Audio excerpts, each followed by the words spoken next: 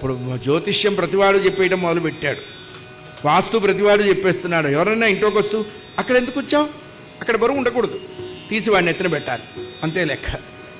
ప్రతివాడు చెప్పడమే. వేదంలో షడంగాలలో జ్యోతిష్యం ఒకటి. వేదం చదువుకున్న వాడికి జ్యోతిష్యం తెలుస్తుంది. చాలా కష్టమైన శాస్త్రం అది, అలా చెప్పకూడదు.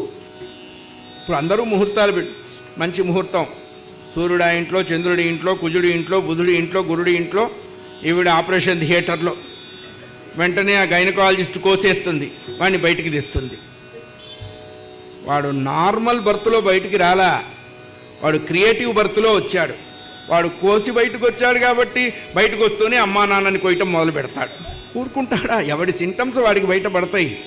అందుకనే మన ప్రయత్నం చేయకూడదు.